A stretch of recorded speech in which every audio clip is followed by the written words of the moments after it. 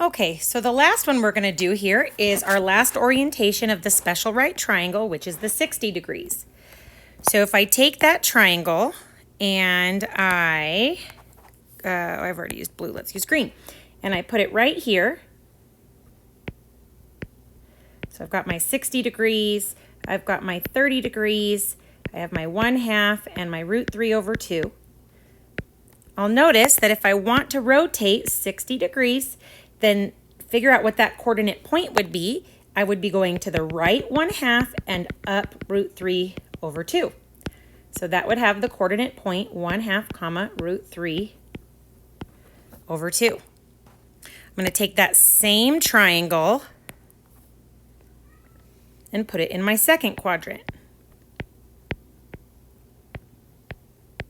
Okay, so this would be 1/2, √3/2, 1.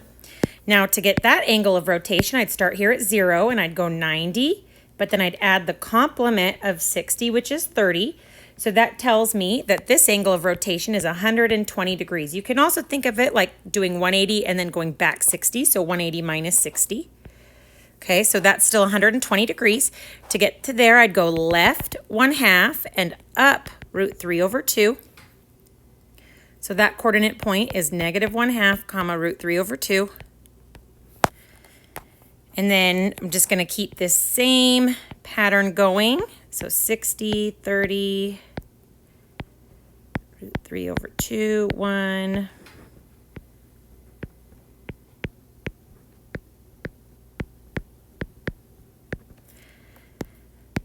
So to get to this angle of rotation, I'd go 180 plus 60, so that's 240 degrees. And I'd go left 1/2 and down √3/2, so they're both going to be negative. And then this would be all of 360, but stop short 60 degrees, so that'd be 360 minus 60, so 300 degrees. And that would be right 1/2 and down √3/2. So 1/2, -√3/2. Okay. Now, before we take a second and put these last angles on the unit circle, I just want to kind of show you what it looks like to have all of these things on there at the same time. Okay. So you can see how this unit circle is created. We have our 45s that we did at the very beginning. Notice all of these triangles have a radius of 1. Okay.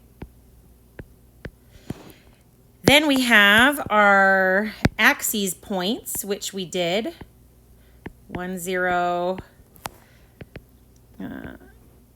0, 1, -1, 0, and 0, -1. Then we have our 30-degree lines, which came from the 30, 60, 90 triangle in this orientation.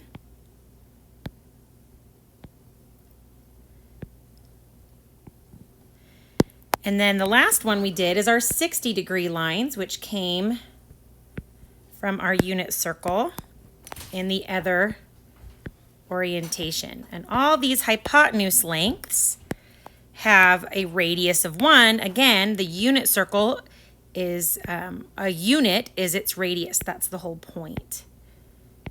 Okay, so I can show you these 60-degree ones that we drew right here. Notice that if I took all of these endpoints we found the coordinate of and I connected them, they all have a length of 1, which means they're all on this same circle that has a radius of 1, therefore our unit circle.